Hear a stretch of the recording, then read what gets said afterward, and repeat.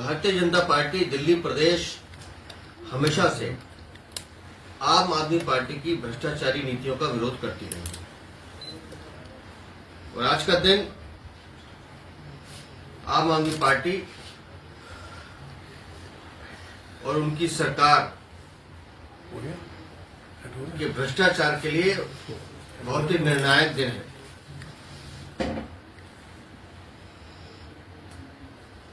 शिक्षा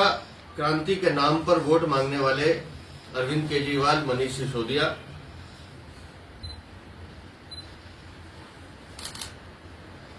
के काले कारनामों को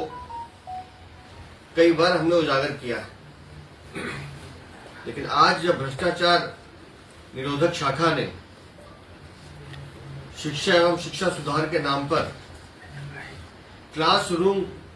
के निर्माण में घोटाला करने पर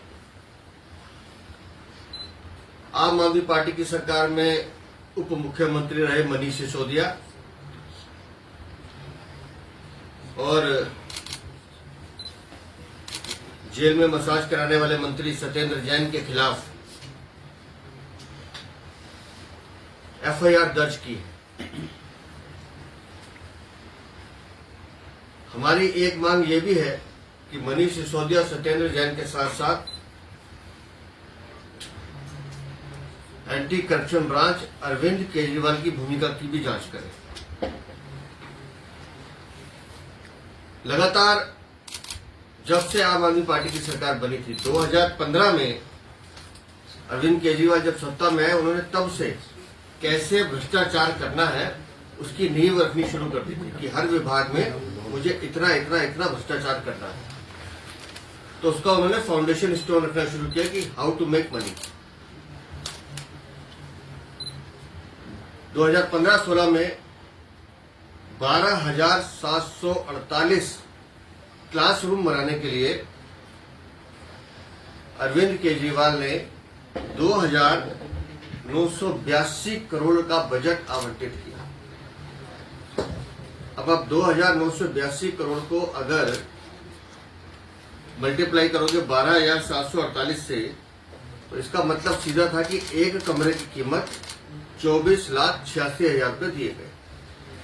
जबकि सीपीडब्ल्यूडी का जो मैनुअल है सरकारी, उसके हिसाब से एक स्कूल के कमरे की लागत 5 लाख रुपए से ज्यादा नहीं होनी चाहिए। और जब यह हुआ तभी हमारे उस समय के तत्कालीन अध्यक्ष उन्होंने आवाज उठाई और हमारे 3 साथी जो पदाधिकारी थे, हरीश खुराना, कपिल मिश्रा और नीलकांत बख्शी, उन्होंने एंटी करप्शन ब्रांच में इसकी शिकायत दर्ज कराई। लेकिन सरकार तो अरविंद केजरीवाल की थी, तो उन्होंने 7-8 सालों तक इस जांच को दबाए रखा और लेकिन लगातार भारतीय जनता पार्टी संघर्ष करती रही, अपनी आवाज उठाती रही, शिकायत दर्ज की गई और सीवीसी की रिपोर्ट के अनुसार भी इस पूरे घोटाले में लगभग 2,000 करोड़ का घोटाला नजर आता है। और भ्रष्टाचार जो निरोधक शाखा है उसने भी अपनी प्रारंभिक जांच में कुछ चीजें स्पष्ट की हैं। जानबूझकर 999 करोड़ से ज्यादा के ठेके टुकड़ों में बांट के दिए गए ताकि टेंडर न करना पड़े, कैबिनेट से अप्रूवल न लेनी पड़े, उसकी फाइल एलजी के पास ना जाए, अप्रूवल न लेनी पड़े, उस हिसाब से टेंडर किए गए और एक ही ठेकेदार को बार बार वो ठेके दिए गए। टेंडर प्रक्रिया पूरी नहीं की। स्कूल के कमरों में भी इनके कुछ मैनुअल्स में स्पेसिफिक चीजें हैं। एक होता है सेमी परमानेंट कमरा, उसकी जो एज रहती है वो लगभग 30 साल के आसपास रहती है, लेकिन और एक होता है परमानेंट कमरा जिसकी एज 75 ईयर्स के आसपास होती है। इन्होंने जो ठेके दिए, पैसे तो चार्ज किए परमानेंट कमरों वाले और दिए सेमी परमानेंट, उसमें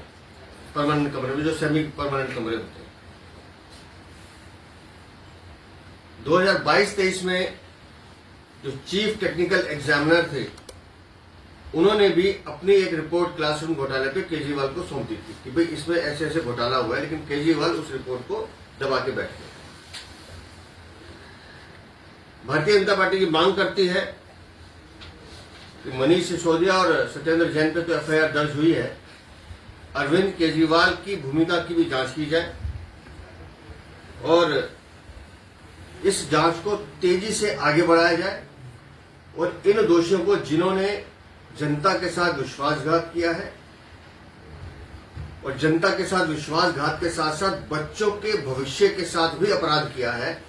इनके खिलाफ कड़ी से कड़ी कार्रवाई होनी चाहिए।